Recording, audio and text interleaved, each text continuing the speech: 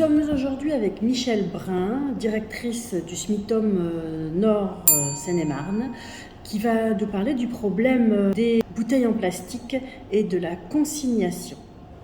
Michèle, il y a un sujet qui est particulièrement important qui concerne la consigne des bouteilles en plastique.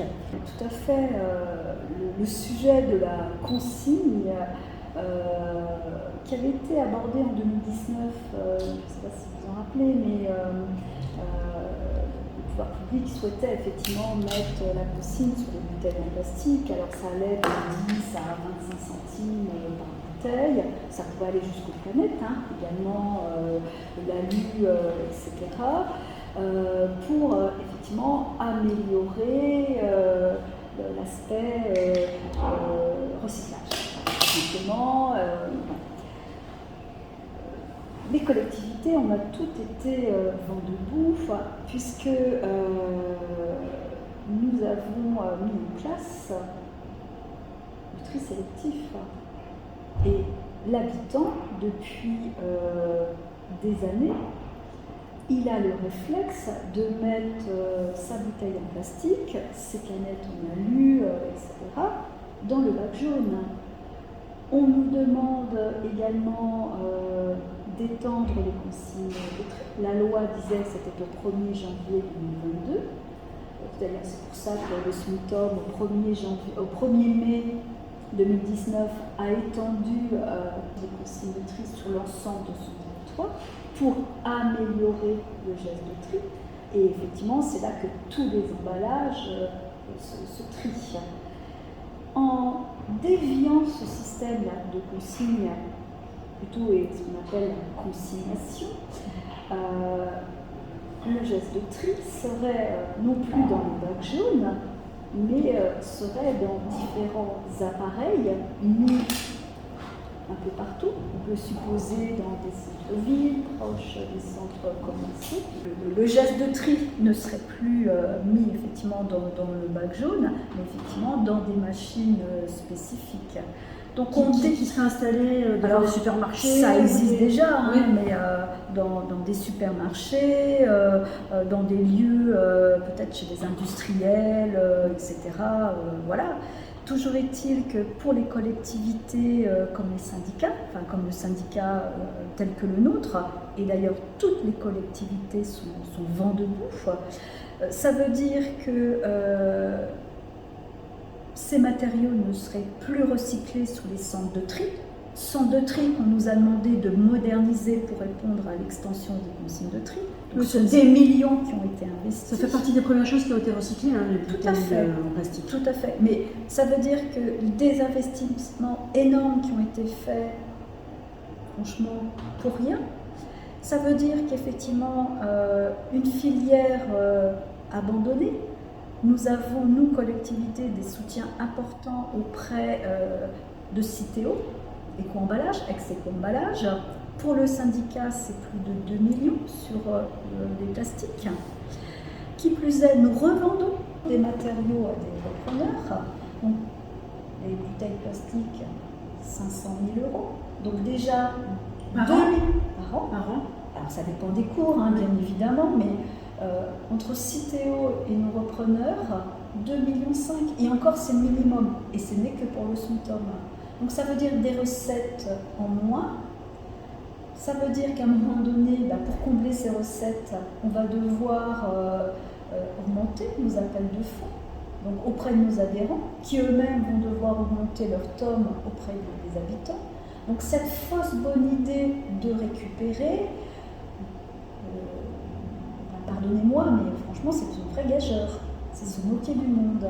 Et alors, des équipements. Qui a décidé Alors c'est une réflexion. Alors, tout ça, c'est pour augmenter le pourcentage effectivement des matériaux qui sont recyclés, etc., qui vont effectivement dans la boucle du recyclage.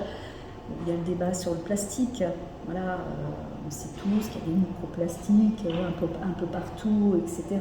C'est une façon peut-être aussi se donner bonne conscience. Voilà, mais qui veut se donner bonne conscience? Alors, vous avez à la fois l'Europe, mais vous avez effectivement les pouvoirs publics, parce qu'effectivement, c'est inscrit au niveau européen d'améliorer toujours nos performances en matière de matériaux qui sont recyclés, etc. Donc c'est une décision européenne. Il y a l'Europe, il y a la France qui applique, etc. Une décision européenne. Oui, voilà. Mais toujours est-il, effectivement, 2019 déjà, premier levé de bouclier, et les pouvoirs publics s'est dit, écoutez, on va se laisser 3 ans pour réfléchir et on va mener des études. On va mener des études complémentaires. Ces études ont repris depuis le mois de janvier 2023. Il y a des groupes de travail, donc l'ensemble des partenaires sont en train de se réunir. Alors, que ce soit à la fois les producteurs, mais que ce soit l'ensemble des associations qui défendent les collectivités.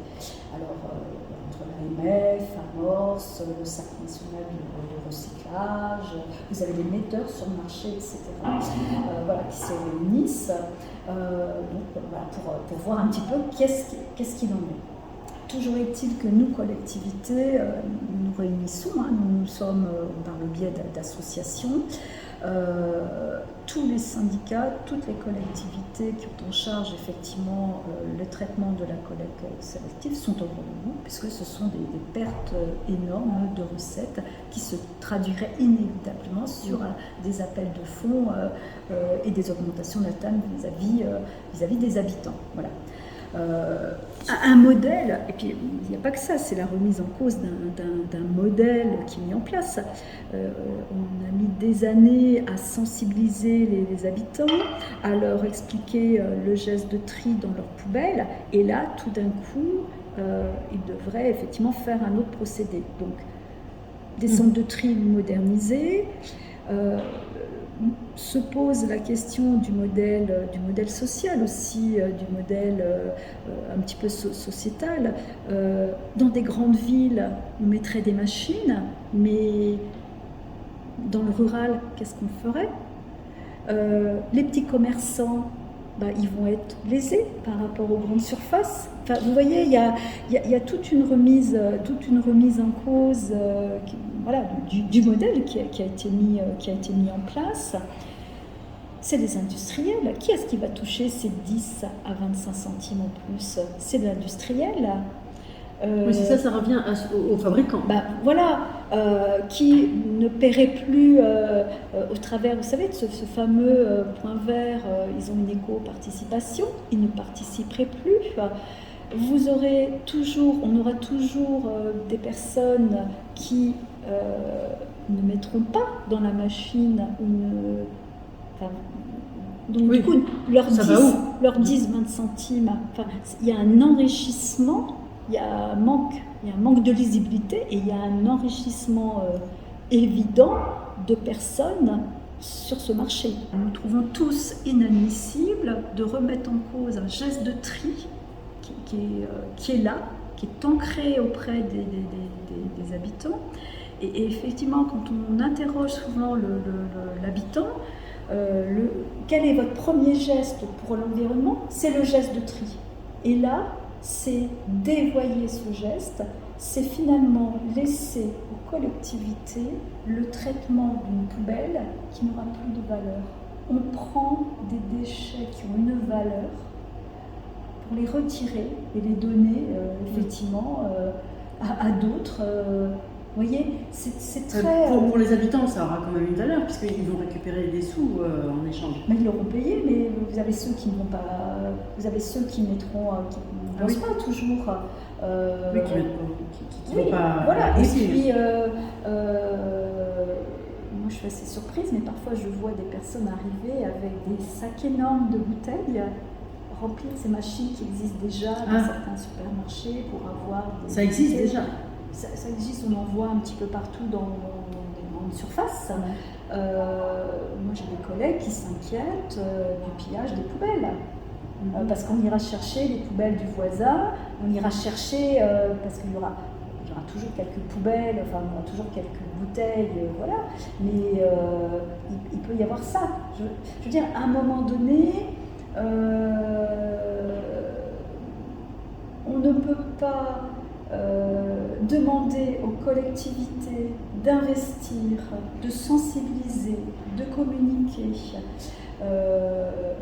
de s'approprier effectivement le dossier collecte sélective comme on le fait vraiment à bras-le-corps avec des animations, de la sensibilisation, le fait de répéter le geste de tri pour aller voler, entre guillemets, les matières premières qui permettent aux collectivités d'avoir des soutiens, de financer, de les aider à financer effectivement le tri, mais surtout d'accompagner ses propres habitants.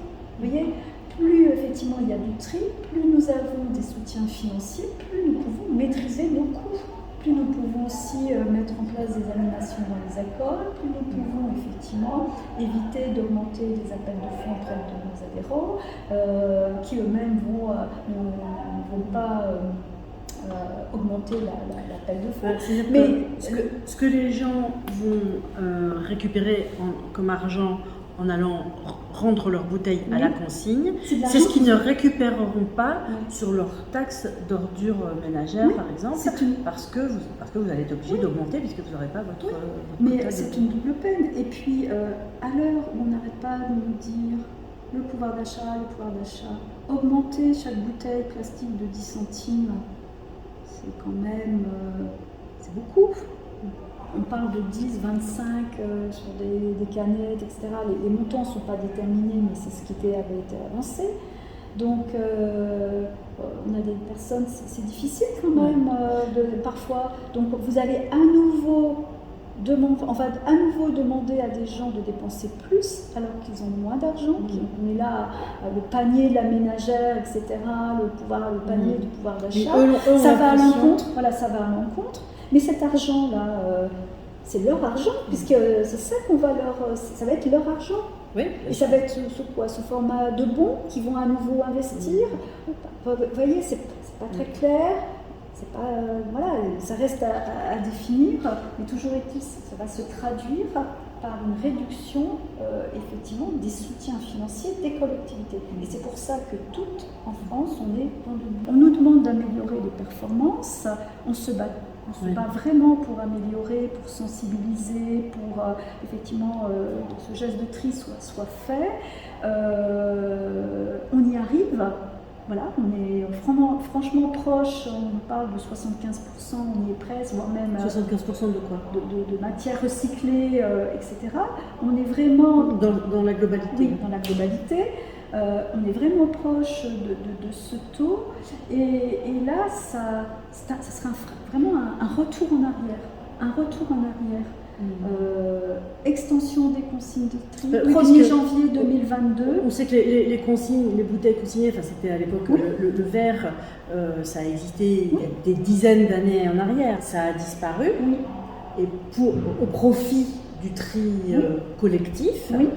Et puis donc du coup là, on y reviendrait pour ces bouteilles en plastique. Mais avant c'était la consigne, donc le côté c'était la consigne, vous achetiez votre bouteille de lait au prix normal, etc., votre bouteille, vous la rameniez et vous aviez effectivement une consigne. Là c'est pas, ce qui est très malin, c'est d'avoir utilisé le mot consigne. Là, égal argent. Voilà. Tandis que là, c'est une consignation. On vous prend votre argent au départ. Et vous n'êtes pas sûr de le récupérer. Vous aurez toujours des gens qui on augmente le prix de la bouteille. Bien sûr, il serait augmenté de 10 à 25 centimes. Voilà. Donc, c'est une arnaque. Oui, c'est une arnaque. Après, je vous dis, il y a les études. Nous, notre inquiétude, c'est effectivement quel va être le rendu de ces études. Est-ce que c'est déjà bouclé ou est-ce qu'effectivement, il faut faire entendre notre voix? Donc là, vous vous insurgez. Par qui est-ce que vous souhaitez être entendu? Alors, toutes les collectivités, on a toutes... on passe par nous avons nos associations qui nous défendent. Que ce soit Amorce, le CNR, l'AMF, toutes les collectivités, toutes les associations politiques des élus sont vent debout. Nous avons, saisi déjà tous nos délégués, tous nos présidents de PCI et tous les maires. Voilà, tous les maires du territoire ont été contactés. Nous relayons au maximum tous les communiqués de presse faits par les associations. Donc effectivement, il y a eu celle avec d'autres syndicats d'Île-de-France. Nous avons tous signé effectivement un communiqué de presse. Il y en a d'autres effectivement qui sont faits par les instances qui nous défendent. Et là, avec Monsieur Hérault, nous avons prévu de nous adresser à nos parlementaires. Ça, c'est la prochaine étape.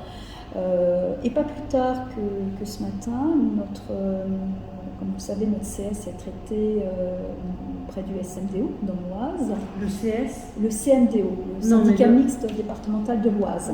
Notre CS? Notre collecte sélective est traitée au sein du centre de tri qui se trouve à Villers-Saint-Paul et qui est géré par le syndicat mixte du département de l'Oise, le SMDO. Pas plus tard que tout à l'heure, j'ai eu mon confrère. Je lui ai proposé de faire un courrier commun signé de nos deux présidents, adressé à nos parlementaires respectifs, sénateurs et députés. Pour tout vous dire, cette consultation décidée par les pouvoirs publics va être décentralisée dans chaque région. Donc prochainement, nous venons de l'apprendre, le 12 mai, pour la région Île-de-France, il va y avoir une concertation. C'est l'État qui organise une concertation le 12 mai. Le lieu n'est pas encore défini. Et vous ne savez pas avec quels acteurs exactement? Est-ce que c'est le préfet de la région Île-de-France ou est-ce que c'est effectivement d'autres instances? Nous en saurons plus prochainement, mais effectivement, la date du 12 mai nous a été signifiée par... Ça va être du petit ou double le 12 mai? Je ne sais pas, mais l'idée, effectivement, c'est que nous puissions faire remonter nos observations. Donc, typiquement, quand on saura qui organise et qui pilote, le SMITOM sera le syndicat, sera le premier, effectivement, à se rapprocher de l'organisateur pour faire entendre sa voix.